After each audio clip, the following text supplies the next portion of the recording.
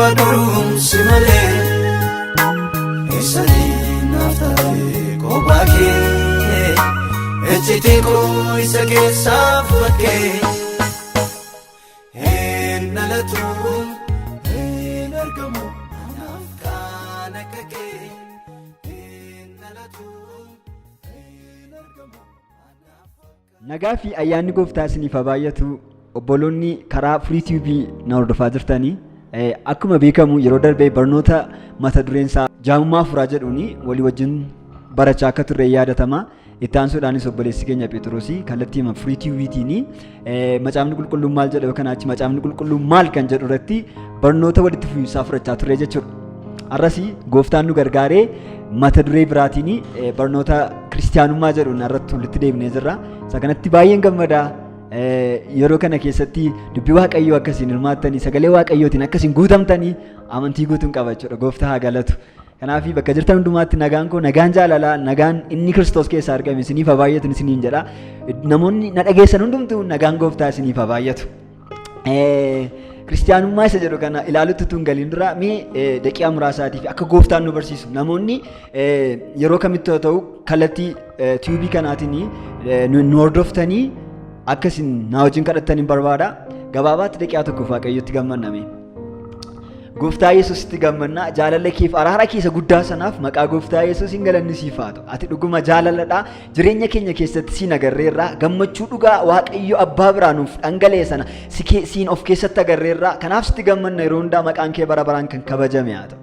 Gooftaa isa yeroo hundumaa nu barsiisu isa jireenya keenya gara isa waan haaraatti ceesisu siin si beekuun keenya waan hundumaarra nuuf caaleera siin argachuun keenya waan hundumaarra nuuf caaleera garaan keenya yeroo hundumaa sitti gammada lubbuun keenya yeroo hundumaa sitti ililcha ati nagaa keenya isa dhumaati nagaa keenya isa haalota naannoo keenyaan jeeqamuu hin dandeenyedha nagaa keenya isa wantoota mul'atuun jeeqamuu hin dandeenyedha yeroo hundumaa dubbii keerraa nu nyaachisu soora keessa dhugaa maaddii keerraa nu nyaachisu waan jaallatteef sitti gammannaa si haa galatu ammas gooftaa sin kadhadha yeroo kana namoonni barnoota kana dhaggeeffataniif dhagaa martinuu maqaa gooftaa Yesuus Kiristoosiin iji qalbii isaanii abanam. Dubbii kee dhugaa akka hubataniif laphee isaanii akka dibantu si kadhadhaa fedha kee haa ta'u. Inni yaada garaa Liidiyaa bantee yaada garaa obboloota kana akka dibantu si kadhadheera maqaa Yesuusiin fedha kee haa ta'u. Namni kana dhaga'u namni na argu kun hundumtuu maqaa Yesuus Kiristoosiin hafuura kee keessatti maqaa Yesuusiin si arguu danda'u si hubachuu danda'u. Eenyuyyuu dubbii kee dhagee caccachuu danda'u sagaleen kee waaqarraa bu'e akkasumatti nuti waaqni godhin deebi'uu akkuma hin dandeenye anna nama nasa kana maqaa gooftaa Yesuus Kiristoosin jireenya nama na daawwachaa jiru kana keessatti waan haaraa raawwadhu waan gootuuf si haa galatu maqaa Yesuusiin ameen. Eshi gooftaatti guddaa gammanna yeroo hundumaa kiristaanni gammadaadha yeroo hundumaa kiristaanni waan isa gammachiisu waan tokko qaba ajandaa akka ni deebi'ee gadduu hin dandeenyetti akka ni deebi'ee boo'uu hin dandeenyetti akka ni deebi'ee mataa gadi qabachuu hin dandeenyetti isa jalqabaaf isa dhumaa waaqayyotti waan gammadee fi kiristaanni yeroo hundumaa nama fuulli isaa ifaa ta'edha jechuudha. Sababni fuulli kiristaanaa ifaa ta'eef hin hangafaa immoo Kiristoos isa waan hundumaa ta'e isa gammachuu waaqayyo abbaa itti raawwatamu ta'e of keessaa qabaachuu isaa irraa kan ka'e yeroo hundaa gammadaadha jechuudha. Kanaaf akka kanatti carraa argadhee isiniin sagalee waaqayyoo isiniif hiruu kootiif ani gammachuu guddaan natti dhaga'ama. Jireenyi kiristaanummaa keessaa gammachuudhaan jalqabee gammachuudhaan goolabama. Kanaaf wantoonni biyya lafaa kana irratti nu qunnaman caalmaatti gammachuu waaqayyoo nu keessaa akka inni mul'isu akka inni maddisiisu godhu malee gammachuu waaqayyoo irraa gara duddubaatti kan nu deebisan miti. Kanaaf ani isin argachuu kootti baay'een gammadaa isinis na argachuu keessanitti baay'ee gammadaa.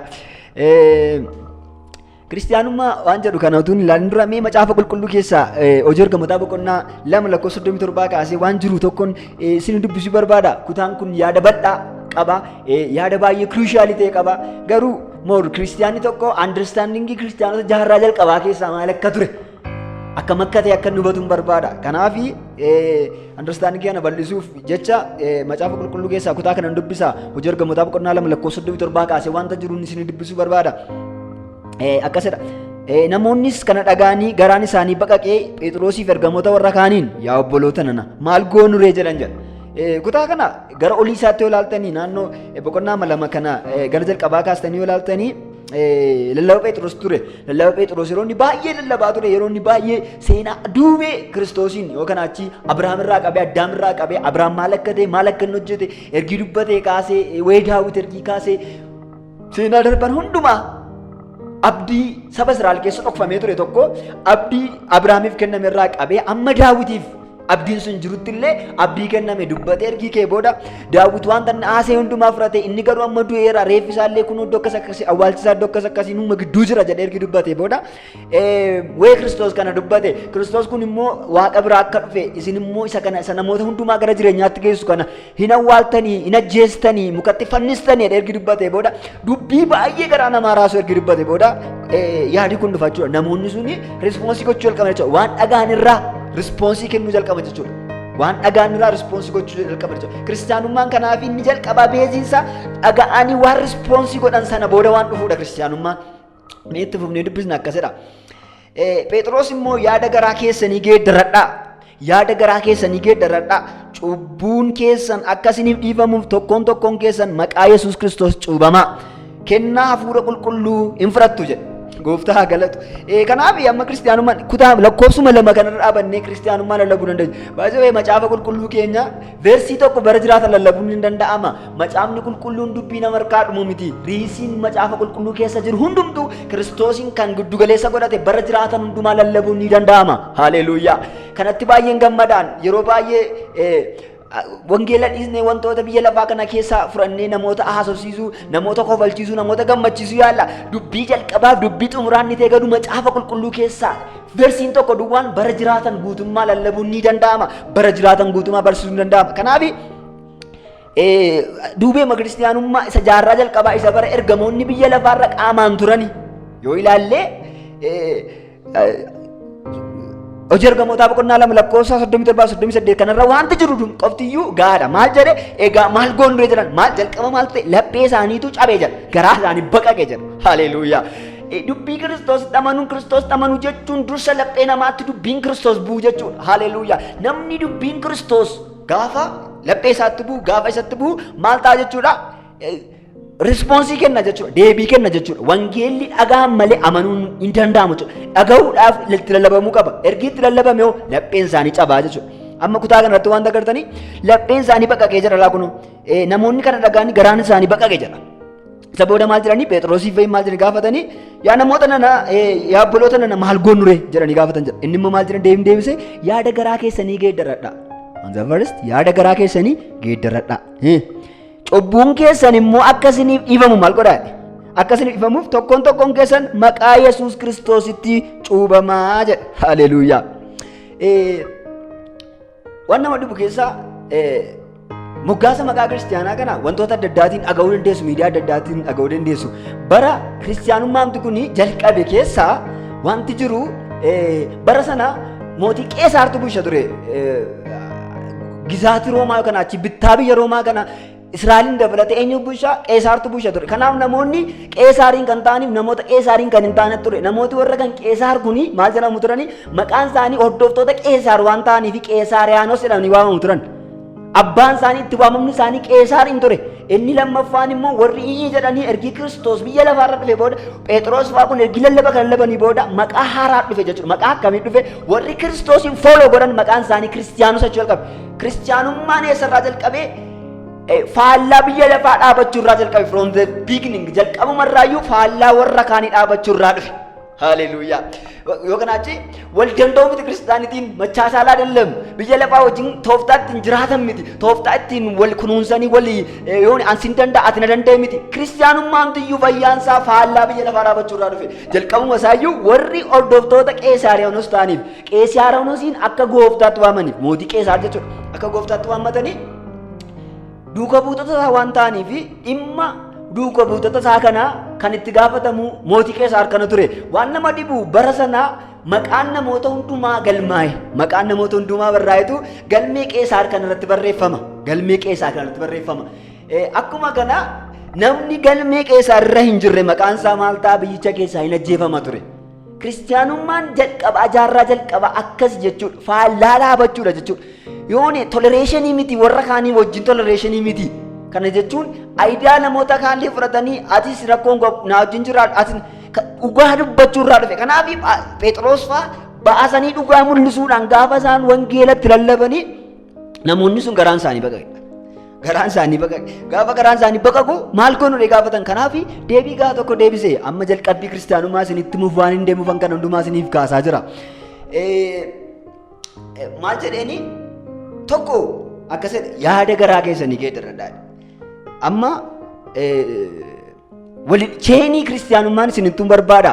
Cheenii itti gala kiristiyaanaa jechuudha. Cheeniin inni jalqabaa dhaga'uudha. Akkuma asirratti agarree ergi Phexros lallabee booda maal jarri kun maal ta'an hin dhaga'an. Ergi dhaga'anii maal ta'anii yaada garaa isaaniitu rukutame garaa isaanii cabeedha macaafni.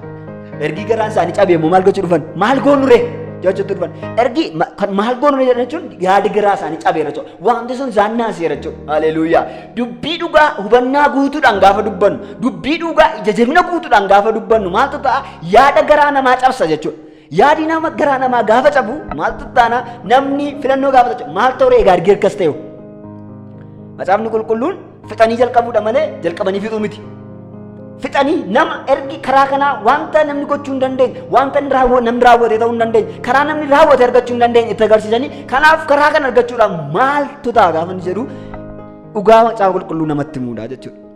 Kanaaf ergi dhagaanii booda maaltu qalbii diddiirrata namni baay'ee keessan yoon gaaffii gaafadhe amma qalbii diddiirrannaa jennee yeroo hundumaa namoonni walitti qaban keessatti kaasan qalbii diddiirratanii agarra. Macaafni qulqulluun garuu maal jedha? Namni jalqaba gaafa Kiristoos ta'u dursa qalbii diddiirrachuu qaba. On the first wanti jalqabu qalbii diddiirrachuu. Yaadi garaa keenyaa cabee qalbii diddiirrachuu jechuun immoo maal jechuudha? Waan tokko godhanii kaa'anii boo'uu miti. Maal jedhee? Kallattii irra jiran irraa kallattii jijjiirrachuu jechuudha kanuma. Kiristaanummaa jechuun nama biyya lafaa keessa ture tokko, nama kallattii biraa ofiisaa deemsaa ture tokko gaafa dhugaa wangeelaa dhaga'u kallattii sana jijjiiree Yesuus Kiristoositti karaa Yesuus jedhamutti dhufuudha jechuudha. Kiristaanummaan kallattii jijjiirru, kallattii maalii gara maalitti? Biyya lafaarraa gara Kiristoositti addunyaa of danda'a tokkotti dhufuudha jechuudha. Kiristaanitiin addunyaa of danda'a tokkotti dhufu. Addunyichis immoo hin jedhama, Kiristoos hin jedhama. Kanaaf namni ergi dhagee booda qalbii diddiirrata. Qalbii diddiirrata jechuun immoo in amana jechuudha. In amana jechuudha. Amanuun kuni amantiin fayyisu wantoota sadii of keessaa qaba. Inni kunis wanta dhagee sana beekuu jechuudha. Dhaga'uu jechuun iyyuu namni beekuudhaaf dhaga'uu qaba jechuudha. Namni beekuudhaaf dhaga'uu qaba. Utuu hin dhageenye hin beeku. Wanta dhageessan hin beektan. Wanta hin dhageenye hin beektan. Yoo dhageessan beektu. Kanaaf tokko Roomaa boqonnaa 9:10 kaasanii dubbisanii Phaawulos akkas jedhee dubbata. Namni utuu lallabin akkamittiin namni dhagaare, namni utuu itti lallabin akkamittiin dhagaare, utuu hin dhageenyis immoo akkamittiin amanare. Namni nama eenyummaa isaa hin beekne akkamittiin waammataa'edha. Haleluuyaa. Kanaaf inni jalqabaa namni ergi dhagee booda yaadi garaa isaa ergi rukutamee booda qalbii in amana jechuudha. Qalbii diddiirratee maal ta'a? In amana jechuudha. Amma ammaatti wanti nuti ilaallee wanta kiristiyaanonni bara jalqabaa akkamitti akka wangeelli jalqabaa lallabamuu jalqabeef akkamitti akka dubbatamaa ture. Eemiinni jalqabaa manii jalqabaa macaafni qulqulluu kanaachi sagalee wangeelaa sagalee misiraachoo kan lallabamaa turee fi inni jalqabaa nama gara fayyinaatti waamuudha wanta ta'eef akkuma Yohaannis boqonnaa 21 irratti dubbatu jechuudha. Maal jedha Yohaannis gaafa dubbatu wayii kana wanta as keessatti barraa'e hundumtuu maaliif barraa'e wanti kanaa olii baay'een ta'aniiru garuu isa kana dhageessanii akka amantaniif amanuu keessaniinis akka fayyitaniif yookaan achi jireenya bara baraa akka qabaattaniif dhaga'uun keenya maaliif akka amannuu fi amanuun keenya immoo maal akka argannu jireenya bara baraa akka argannu fayyuu jechuun kanaaf jireenya bara baraa argachuu jechuudha. Normaalii fayyina jechuun immoo fayyuumti jechuun kun iyyuu salvation inni jedhamu kun maalirraa fayya namni hin fayyee abaluu gaafa jedhamu dhukkuba miti yookaan ati busaaf taayifoodii saamtiin dhukkuba biraa miti wantichi maalidha kiristiyaanaa fi wanti inni irraa fayyu ni jalqabaa cubbuu biyya lafaarraa kan fayyee jechuudha.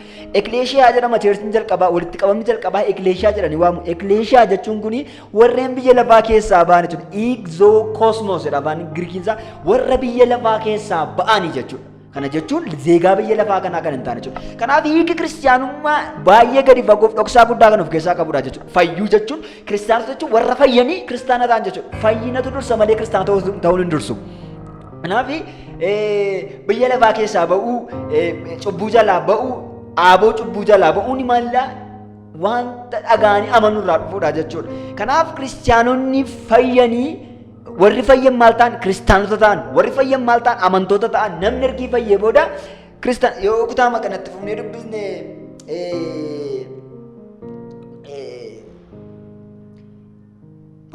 hojii ergamoota boqonnaa 2:47 irra yoo dubbistan isaan waaqayyoon hin galateeffatan saba hundumaa durattis ayyaana argatan gooftaanis guyyaa guyyaatti warra fayyan amantootatti hin dabala ture warra fayyan amantootatti hin yoo ta'edha waaqayyo gooftaanis warra fayyan hundumaa Guyyaa guyyaatti warra fayyan amantootatti hin dabala ture. Kanaaf iyyuu amantoota ta'uun dursa maalidhaa? Fayyina dursa jechuudha baay'ee. Namoonni fayyina keessan shakkaa ani hin fayyine jettanii kiristaana miti jechuudha. Namni hin fayyine kiristaanati. Maalirraa immoo cubbuudhaa fi biyya lafaarraa fayyee jireenya bara baraa kan hin qabne kiristaana miti. Kiristaana jechuun hiikni isaa ampheenxeedha jechuurra waan caaludha. Kiristaanummaan dhaabbata amantaa tokko miti. Kiristaanummaan yoon orgaanaayizeeshinii namni tokko itti maqaa moggaasu miti.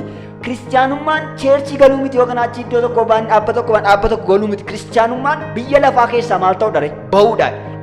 Exoo kosmos biyya lafaa kana keessaa ba'u. Hiiki isaanii sirrii salveeshinii isa kana jechuudha. Maali? Kiristoosiin maal gochuudhaan akkuma lallaba Phexros kan ilaalle maallaa qalbii diddiirrachuu. Qalbii ergi diddiirratanii maal godhu? Cubbuun isaanii akka dhiifamuuf immoo maal godha? Maqaa gooftaa Yesuusitti cuubamaa jedha. Kanaaf yeroo baay'ee rakkinni kiristaanota baay'ee yookaan achi ilaalchumti walii galaa jiru amantaaf amantii feeziidhaaf reliijinii gargar baasuu dadhabuu namootaa jira. Feeziin amantii isa dhugaatti Kiristoosiin amananii jireenya argatan sanadha jechuudha. Kiristoosiin kan hundeeffate kan Kiristoos irratti kan buraa'e jechuudha. Baay'ee amantaan biyya lafaa kan irra jiru hundumti isaanii dhugeeffannaa yookiin maayitooloojii mataa isaanii ni qabu. Kiristaanummaan garuu kan warra kaan irraa kan inni ittiin adda ta'u ni jalqabaa. Dhugeeffannaan isaa waan Kiristoosiif Kiristoos ta'e qofadha. Waan Kiristoosiif Kiristoos ta'e qofadha. Dhugeeffannaan kiristaanummaa, maayitooloojiin kiristaanummaa waan Kiristoosii fi Kiristoosiin ta'e qofadha. Kanaaf amantiin kiristaanaa Kiristoosiin kan dhugeeffatedha jechuudha. Maayitooloojii Kiristoosiin kan of keessaa qabudha jechuudha. Mee kutaama kana itti fufnee dubbisname maali hubadhaa waa'ee kiristaanaa isaa jirra.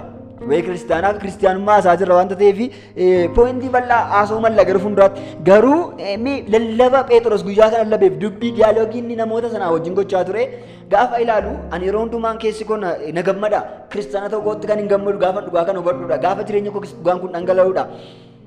Lakkoofsa 39 kaasee ergi gooftaatti amanuudhaan cuubamaa maqaa gooftaatti amanaa qalbii keessan diddiradhaa jedhee ergi dubbatee booda wanti naasoo tuffee akkasidha. Abdiin Waaqayyo abdachiise isiniif ijoollee keessaniif warra fagaatanii jiraatanii Waaqayyo keenya gooftichitti waan hundumaafis jedhee deebise. Warra fagaatanii jiraatanii haaleluyyaa Waaqayyoon keenya gooftaan keenya itti waan hundumaafis jedheetu. Kana malee Phexros kan biraa dubbii baay'eedhaan dhugaa isaanitti ba'e adaba dhaloota jalaa kanatti dhufu jalaa oolaa jedhee cimsee isaan gorse warri dubbii isaa fudhatan hin cuubaman. Kanaaf guyyaa sanatti akka lubbuu 3,000 isaanitti hin dabalaman guyyaa tokkotti akka lubbuu 3,000 nama waan namatti tolu keessaa yeroo baay'ee dhageenya waan kana Phexros nama halkan tokkotti 3 ganee garuu gaafa dhugaa macaafa qulqulluu dhugaa wangeelaa gaafa dubbatu garuu dubbiin al tokkoon madirakii tokkotti nama 3,000 amansiise gara gooftaatti fide jechuudha. Seera keessa deebii xumurratti seerri hundumtuu kennamee gaafa xumuramu saba Israa'el gidduutti waldaa Israa'el gidduutti maaltu ta'e beektu seerri hundumtuu kennamee gaafa xumuramu nama 3,000 du'e. Gaafa ayyaanni Waaqayyoo dubbiin dhugaa misraachoo wangeelaa lallabamu garuu guyyaa tokkotti nama 3,000tu fayye. Kanaaf nama fayyisuurra jira malee nama ajjeesuurra hin jiru barsiisi wangeelaa kiristaanummaa. Dhugaan barsiisa kiristaanummaa nama fayyisuurra jira malee nama ajjeesuurra faradurra osoo hin taane araara buusu jireenyaan namni jireenyatti akka mogochuurra jira. Jireenyatti kan nama moosisudha ayyaanni jireenyatti kan nama moosisudha wangeelli dhugaan kiristaanummaa keessaa burqusa kana yeroo hundumaa kiristaanota gidduutti lallabi dhaga'amu oduun dhaga'amu zeenaan dhaga'amu maalidha isa fayyinatti nama waamudha waamicha fayyinaati jechuudha. Kanaaf akkasidha jireenya amantoota yeroo sanaa immoo ilaalle akkasidha amantoonnis barsiisa ergamootaatti tokkummaa isaanii cimsachuutti buddeena cabsachuuttis kadhata godhachuuttis qabamanii jiraatan dinqiin milikinni baay'een harka ergamootaatiin hin godhamu namoonni hundinuus Waaqayyoon hin sodaatu turan kan amanan hundinuu walii wajjin iddoodhuma tokko turan kan isaan qaban hundinuus qixxee ture araddaa isaatii fi qabeenya isaanii gurguranii horii isaanii hundumaafuu akka isa barbaachisetti hin turanii guyyaa guyyaatti yaada tokkoon mana qulqullummaatti deddeebi'anii manuma mana isaaniittis buddeena cabsatanii gammachuudhaan garaa qulqulluudhaanis nyaata isaanii waliin gaanii nyaatu turan isaan Waaqayyoon hin galateeffatan saba hundumaa durattis ayyaana argatan gooftaanis guyyaa guyyaatti warra fayyan amantootatti hin dabale jedha.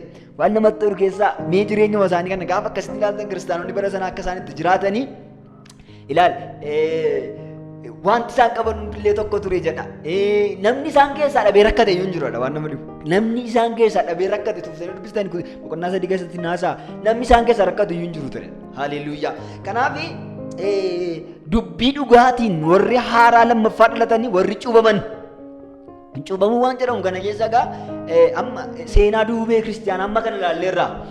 Wanti nuti ilaaluu qabnu warri amananii maal taane hin cuubaman maqaa gooftaa Yesuus Kiristoos cuubaman jedha. Maqaa gooftaa Yesuus Kiristoos cuubaman.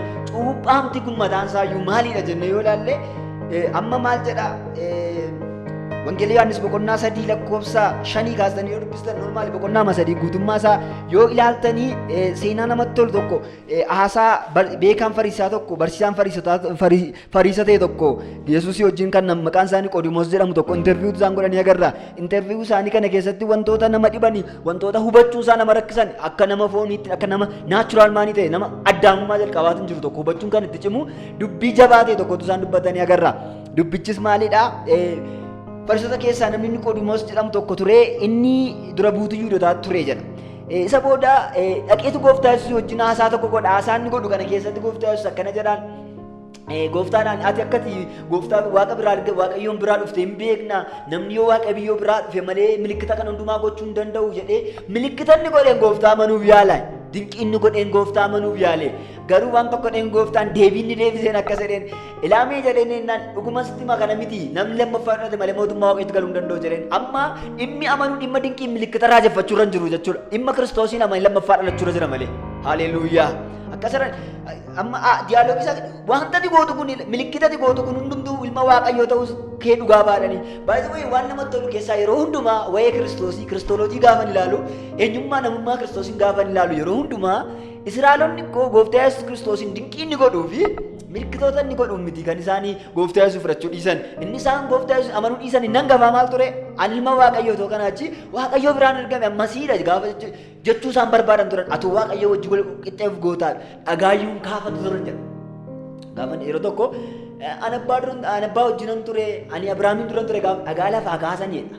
Ani isa ture jennaan dhagaa lafaa kaasan jira. Amma rakkoon isaanii guddaan utuu dinqii milikkitoonni nama amansiisu ta'eeti Yihuudootatu warra guyyaa guyyaatti argantu amana ture jechuudha. Kanaaf amanuun inni guddaan Kiristoosiin eenyummaa isaa dhugaatiin amananii lammaffaa dhalachuu irra jira jechuudha. Amanuu jechuun Kiristoosiin eenyummaa isaa dhugaatiin amananii lammaffaa dhalachuudha. Boon nageen gochuudha. Kanaaf kiristiyaanummaan inni namni ergi dhagee booda ergi yaadi garaa isaa jijjiirratee booda maaltu dhufa lammaffaa jechuudha. Amanii Kiristoos cuubama jechuudha.